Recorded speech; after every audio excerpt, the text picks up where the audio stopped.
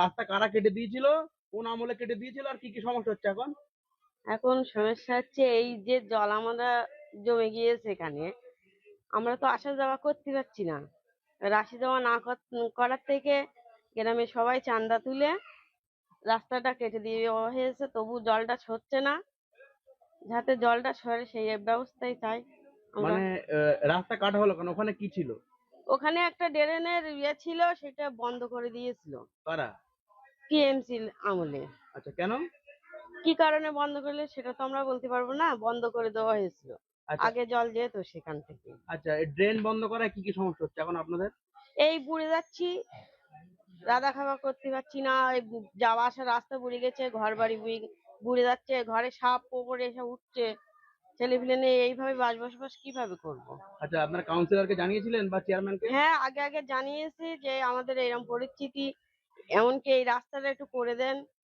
হয়ে যাবে হয়ে যাবে বলে আজকে এতদিন হয়ে গেল, রাস্তা করে দেয় না। মানে এর জন্য মানে এর যে দায় কার, তৃণমূল সরকারের দায়? এখন কাকে বলবো? হ্যাঁ, তৃণমূল সরকারই দায়ী। মানে ওনারা ড্রেন বন্ধ করেছিল কারা? ওরাই বন্ধ করেছিল, ওরা কারা? তৃণমূল সরকার। আচ্ছা, আপনার নাম কি? আমার নাম রোজিনা বিবি।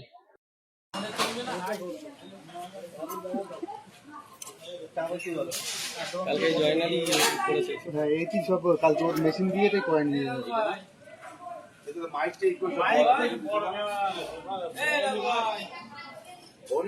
তুমি কিছু বলবা বলবা না যখন, তাহলে আর বের করে লাভ।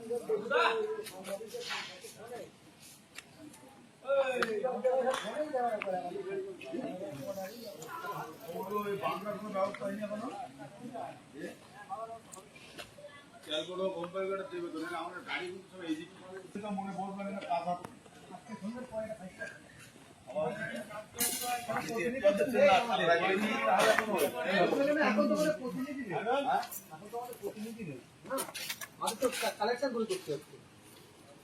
কাল করিস তো কানেকশন ওই জেসিবি টাকা দিয়েছে, আমার টাকা দিয়েছে, রাজগুল কই গাড়ি কিনবি তুমি তোমার টাকা দিচ্ছে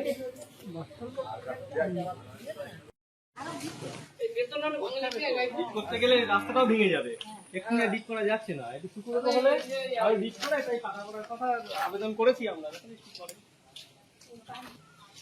রমতে বউ খাবো গাইছে পানি ছেড়ে তুই না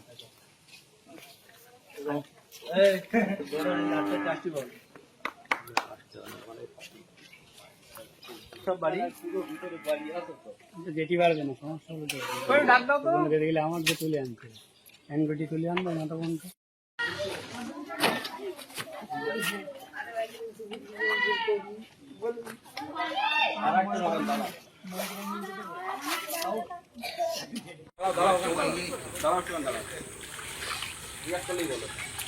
একদম মনে হয় ওখানে দাঁড়াও, ওখানে দাঁড়াও, তুমি ওখানে দাঁড়াও।